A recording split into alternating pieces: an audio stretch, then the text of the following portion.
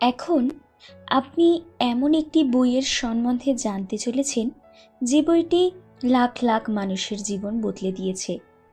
তারা হতে পেরেছে ঠিক যেমনটি তারা হতে চেয়েছেন।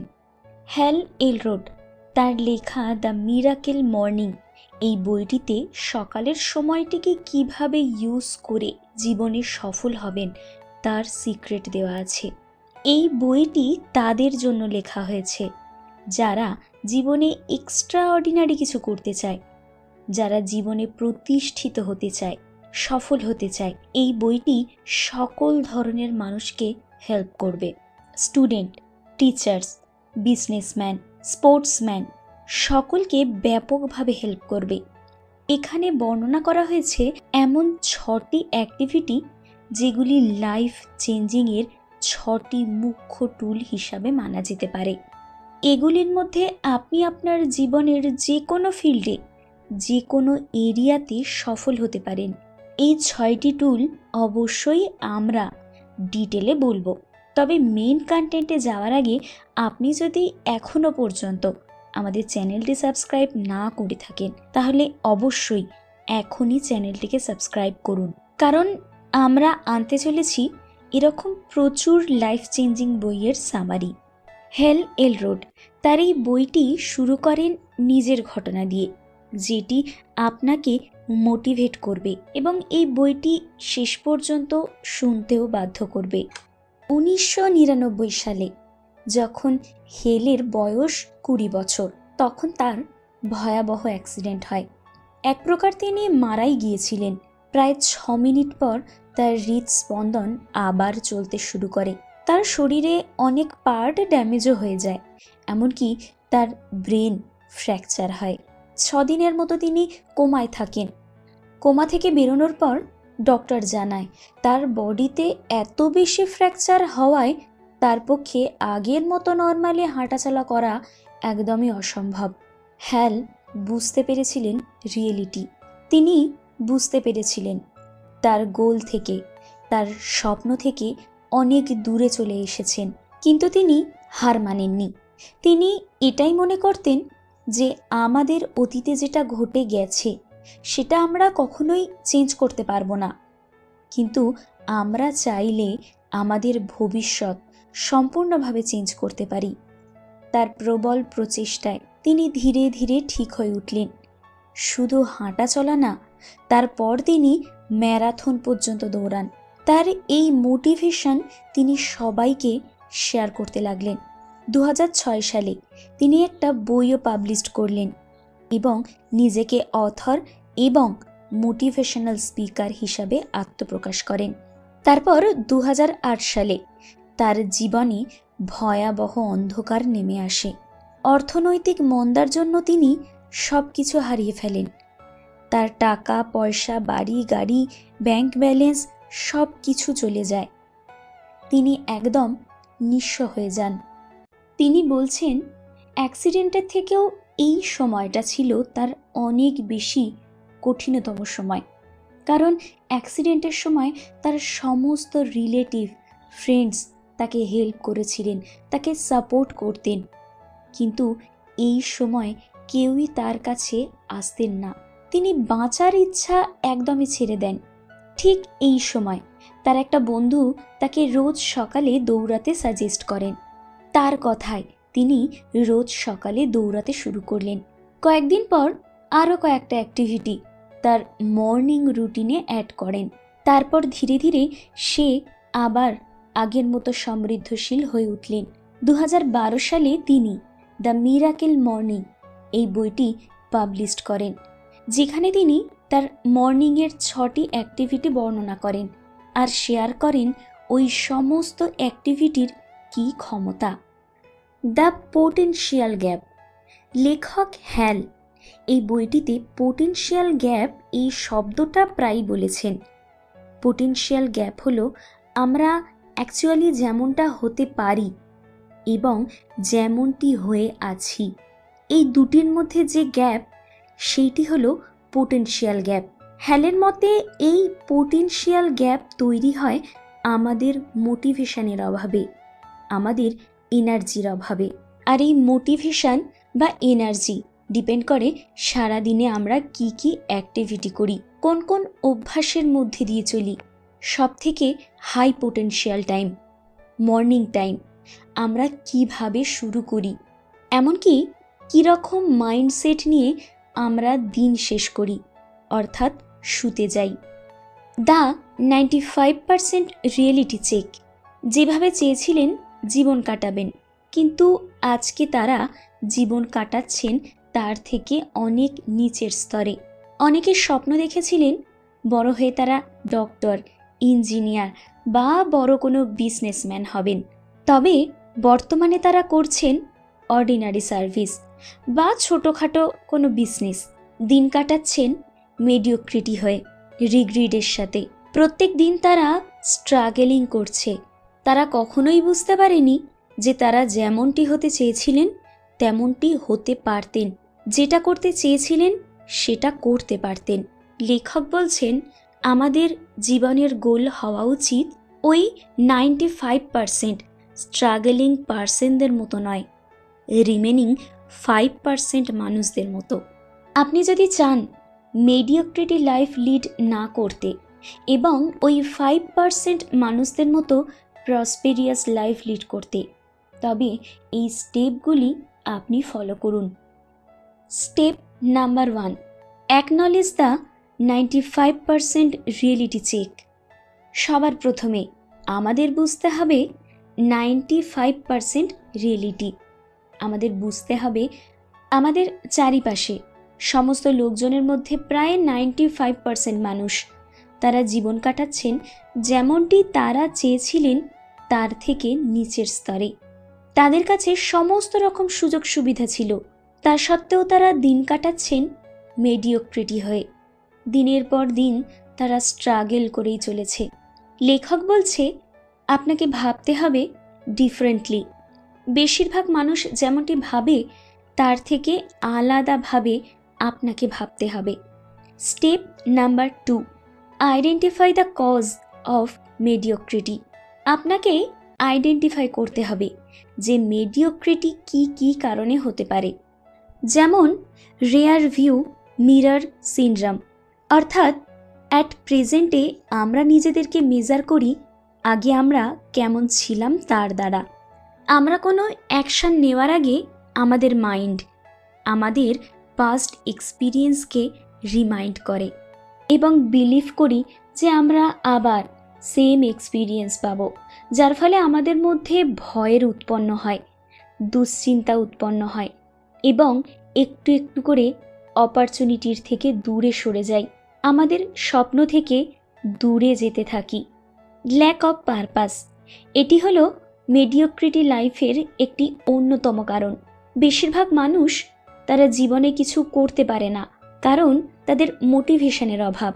আর এই মোটিভেশন আপনি তখনই পাবেন যখন আপনি আপনার জীবনের পারপাস খুঁজে পাবেন, যখন আপনার কাছে আপনার গোল একদম ক্লিয়ার থাকবে। এছাড়াও ল্যাক অফ পার্সোনাল ডেভেলপমেন্ট আপনার জীবনযাত্রাকে মেডিওক্রিটির দিকে নিয়ে যেতে পারে। প্রত্যেক দিন খুব সামান্য সেলফ ডেভেলপমেন্ট আপনার জীবনযাত্রার একটা অন্য রূপ দিতে পারে। কিছু ভালো অভ্যাস স্থাপনের মাধ্যমে এক বৃহৎ সাফল্য পেতে পারেন। প্রত্যেক দিন মাত্র 1% সেলফ ইমপ্রুভমেন্টের দ্বারা কিভাবে আপনার জীবনে এক বৃহৎ পরিবর্তন আসতে পারে, এর জন্য আপনি অ্যাটমিক হ্যাবিট এই বইটি সামারি শুনতে পারেন, যেটি এই চ্যানেলে অলরেডি পাবলিশড হয়ে গেছে। স্টেপ 3, লিভ আ ট্রেস। এবার আপনি যেটি করতে চান বা যে পরিবর্তনটি আপনার জীবনে আনতে চান তার জন্য যথাযথ অ্যাকশন আজ থেকে নিতে শুরু করুন। এরকম একদমই ভাববেন না যে পরের দিন থেকে করব, পরের সপ্তাহ থেকে করব বা পরের মাস থেকে করব। মনে রাখবেন আজকের দিনটা হলো আপনার কাছে সবচেয়ে গুরুত্বপূর্ণ দিন। The 5 snows proof step. আমরা সকালে উঠতে চাই না, কিন্তু সকালে ওঠার যে অনুভূতি সেটা পেতে চাই। এক্সারসাইজ করতে চাই না, কিন্তু নিজেকে সুস্থ দেখতে চাই। সকালে উঠতে আমরা সবাই চাই, অ্যালার্ম সেট করি, কিন্তু যখন সকালে অ্যালার্ম বাজে আমরা তখন ডিপ ঘুমে। আর ঘুমন্ত অবস্থায় যে কখন স্নোজ বাটনে ক্লিক করে আবার ঘুমিয়ে পড়ি আমরা নিজেরাই বুঝতে পারি না। আবার বেশিরভাগ সময় অ্যালার্ম অফ করে আরও 5 মিনিট পরে উঠব এই ভেবে চোখ বুজি, আর তারপর চোখ খুলে দেখি 1 ঘন্টা পেরিয়ে গেছে। এখানে লেখক 5টি স্টেপ শেয়ার করেছেন যেগুলি আপনাকে পুরো এনার্জির সাথে উঠতে সাহায্য করবে, যেগুলি ফলো করলে আপনিও হয়ে উঠবেন একজন মর্নিং পারসন। প্রথমে ধরা যাক ওয়েক আপ মোটিভেশন লেভেল 1 থেকে 10 পর্যন্ত, যেখানে 1 লেভেল হলো আমাদের সেই অবস্থা যেখানে অ্যালার্ম বাজার পর অ্যালার্ম অফ করে আমরা ঘুমিয়ে পড়ি, আর 10 লেভেল হলো যেখানে আমরা ভালোবেসে দিনটাকে আলিঙ্গন করি। নর্মালি আমাদের মধ্যে বেশিরভাগই নিজেকে 1 থেকে 3 লেভেলের মধ্যেই রাখে। Step number 1, set your intention before bed. Generally দিনের লাস্ট থট মানে ঘুমানোর আগের যে থট, সেটি পরের দিনের ফার্স্ট থট হয়। তাই আগের দিনের রাতে যখন আপনি এক্সাইটেড থাকেন পরের দিনের ব্যাপারে, সেটি যে কারণেই হোক, হতে পারে আপনার জন্মদিন বা কোথাও ঘুরতে যাওয়া, দেখবেন আপনার অ্যালার্ম বাজার সাথে সাথে আপনি উঠে গেছেন। অন্যদিকে আপনি যদি ঘুমানোর আগে ভাবেন, ও অনেক রাত হয়ে গেছে, মাত্র 6 ঘন্টা আমি ঘুমাতে পারবো, মনে হয় না কাল সকালে আমি উঠতে পারবো, পরের দিন টায়ার্ড হয়ে পড়ব, তাহলে আপনি সত্যি পরের দিন অ্যালার্ম বাজার সাথে সাথে আপনি টায়ার্ড ফিল করবেন এবং অ্যালার্মের স্নোজ বাটনে ক্লিক করে আবার ঘুমিয়ে পড়বেন। তাই রাতে ঘুমানোর আগে আপনার মাইন্ডে কিছু পজিটিভ থট ইমপ্রেশন দেওয়া খুবই জরুরি, আর পাশাপাশি পরের দিনের জন্য কিছু এক্সাইটমেন্ট সেট করাটাও খুবই জরুরি, যাতে আপনি সকালে এনার্জির সাথে উঠতে পারেন। Step number 2, move your alarm clock across the bed. আমাদের মধ্যে বেশিরভাগই অ্যালার্ম ক্লক আমাদের হাতের কাছাকাছি রাখি। অ্যালার্ম বাজার সাথে সাথে আমরা ঘুমের ঘোরে কখন যে বন্ধ করে আবার ঘুমিয়ে পড়ি আমরা নিজেরাই টের পাই না। তাই ঘুমের আগে আপনার অ্যালার্ম ক্লকটি আপনার থেকে দূরে ঘরের কোনো একটা জায়গায় রাখুন, যার ফলে অ্যালার্মটি বন্ধ করতে আপনাকে কয়েকটা স্টেপ মুভ করতে হবে। আমরা জানি মোশন ক্রিয়েট এনার্জি। কয়েকটা স্টেপ চলার ফলে আপনি নিজের মধ্যে এনার্জি ফিল করতে পারবেন, আর এই ছোট্ট স্টেপ আপনাকে ওয়েক আপ মোটিভেশন লেভেল 1 থেকে 2 এ নিয়ে যাবে। Brush your teeth and splash some water on your face.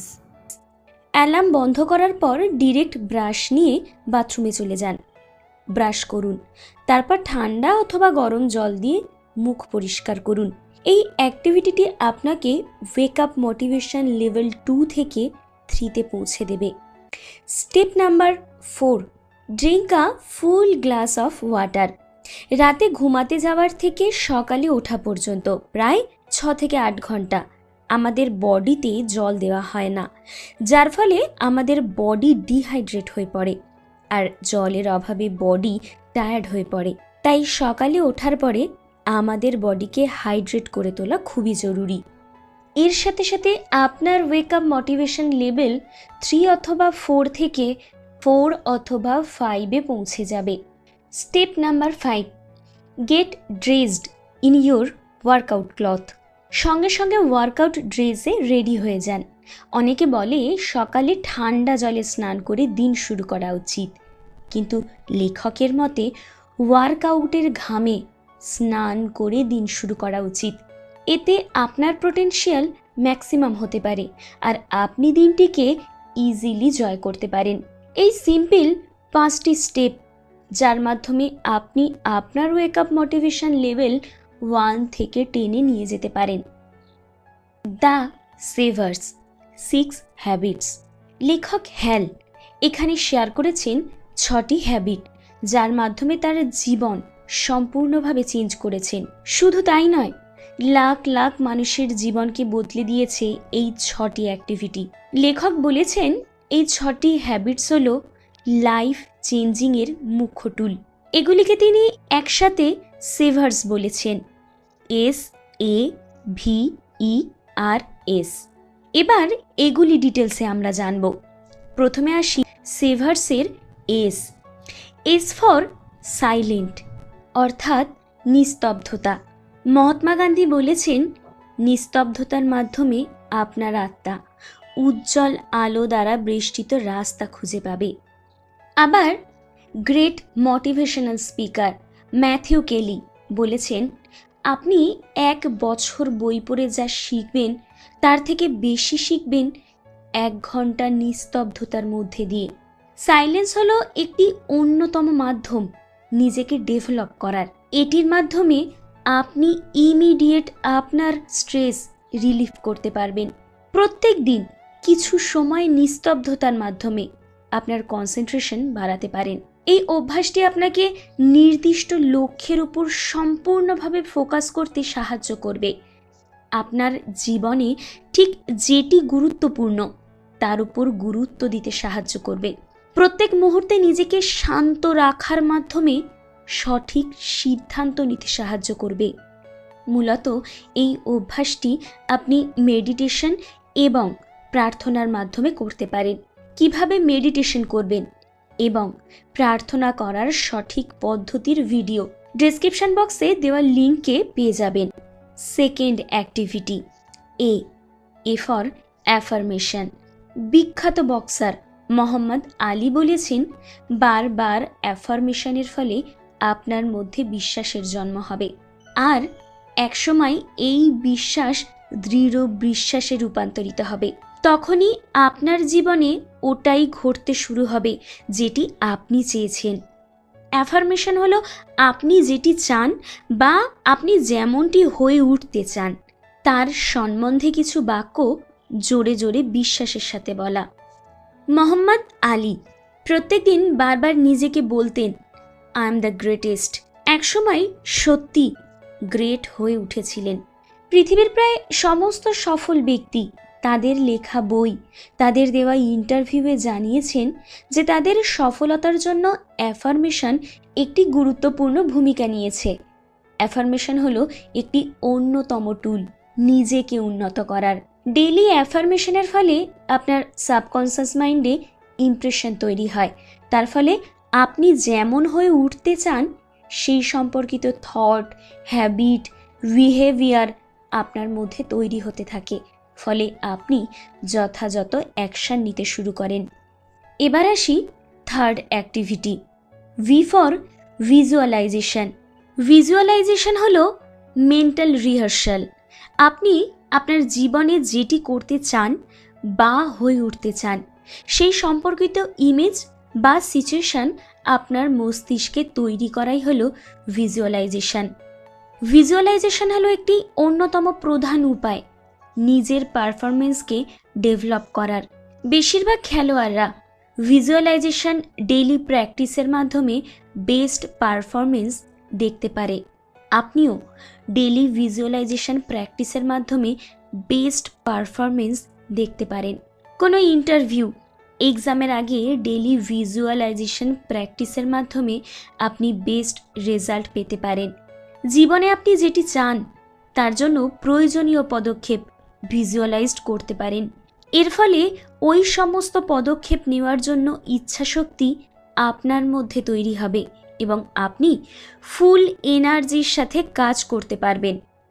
E for exercise. Morning exercise আপনি আপনার ডেইলি অ্যাক্টিভিটির লিস্টে অ্যাড করুন।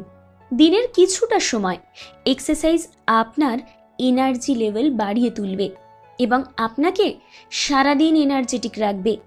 আপনার হেলথ ইমপ্রুভ করবে এবং কোনো কাজের উপর অনেক বেশি সময় মনোসংযোগ ধরে রাখতে সাহায্য করবে। শুধু তাই নয়, ডেইলি এক্সারসাইজের মাধ্যমে আপনি ডিসিপ্লিন হয়ে উঠবেন। আর আপনিও জানেন কোনো ব্যক্তির সফলতার জার্নি শুরু হয় তার ডিসিপ্লিন থেকে। আর ফর রিডিং, এটি হলো সেভার্সের ফিফথ অ্যাক্টিভিটি। মার্ক টোয়েন বলেছেন, যে ব্যক্তি পড়তে জেনেও পড়তে ভালোবাসে না আর যে ব্যক্তি পড়তে জানে না তাদের দুজনের মধ্যে কোনো পার্থক্য নেই। আবার ম্যাথিউ কেলি বলেছেন, এক্সারসাইজ যেমনভাবে আমাদের শরীরের সঙ্গে সম্পর্কিত, ঠিক তেমনি বই পড়া আমাদের মাইন্ডের সাথে সম্পর্কিত। কথায় আছে, knowledge is the power, knowledge is the everything. Immediate knowledge অর্জন করার একমাত্র মুখ্য উপায় হলো রিডিং। আপনি যে কোনো বিষয়ের উপর একাধিক বই পেয়ে যাবেন। এবার আসছি সেভার্সের ফাইনাল অ্যাক্টিভিটি এস। এস হলো স্ক্রাইবিং, মানে রাইটিং বা লেখা। শুধুমাত্র সেভার্স শব্দটির সাথে মেলানোর জন্য রাইটিংয়ের পরিবর্তে স্ক্রাইবিং ব্যবহার করা হয়েছে। প্রত্যেক দিন কিছুটা সময় লেখার জন্য বরাদ্দ করুন। প্রত্যেক দিন লেখার অভ্যাস তৈরি করুন। সারাদিনে আপনার পরিকল্পনা লিখতে পারেন, বা দিনের শেষে আপনি সারা দিনে কি কি করলেন তা সংক্ষেপে লিখতে পারেন। কোনো বিষয়ে আপনার মনের অনুভূতি, আপনার মাথায় আসা কোনো আইডিয়া আপনি লিখতে পারেন। আবার কোথাও ঘুরতে যাওয়ার অভিজ্ঞতা, বা কোনো একটি অপরিচিত ব্যক্তির সাথে কথোপকথনের অভিজ্ঞতা, সেটাও লিখতে পারেন। এই অভ্যাসটি আপনার পর্যবেক্ষণ ক্ষমতা বাড়াবে, আপনার কাল্পনিক ক্ষমতা বাড়াবে। এই হলো 6টি অ্যাক্টিভিটি যেগুলি লাখ লাখ মানুষের জীবন পাল্টে দিয়েছে। আমার বিশ্বাস এই অ্যাক্টিভিটিগুলি আপনার জীবনেও একটা বড় পরিবর্তন আনবে। লেখক হেল এলরোড এই 6টি অ্যাক্টিভিটিগুলি মেনলি সকালে করার কথা বলেছেন। এমনকি তিনি এগুলির জন্য একটি সময়সীমাও নির্ধারণ করেছেন। যেমন সাইলেন্সের জন্য 5 মিনিট, অ্যাফার্মেশনের জন্য 5 মিনিট, ভিজুয়ালাইজেশনের জন্য 5 মিনিট, এক্সারসাইজের জন্য 20 মিনিট, রিডিংয়ের জন্য 20 মিনিট এবং স্ক্রাইবিংয়ের জন্য 5 মিনিট, মোট 1 ঘন্টা। আপনি যদি দ্য মিরাকেল মর্নিং এই বইটির আরও বিস্তারিত জানতে চান, তাহলে কমেন্ট বক্সে দেওয়া লিঙ্কটির থেকে এই বইটির PDF ডাউনলোড করতে পারেন। আর আপনি যদি এখনও আমাদের চ্যানেল সাবস্ক্রাইব না করে থাকেন, তবে এক্ষুনি সাবস্ক্রাইব করুন এই রকম আরও নতুন নতুন বুক সামারি পেতে।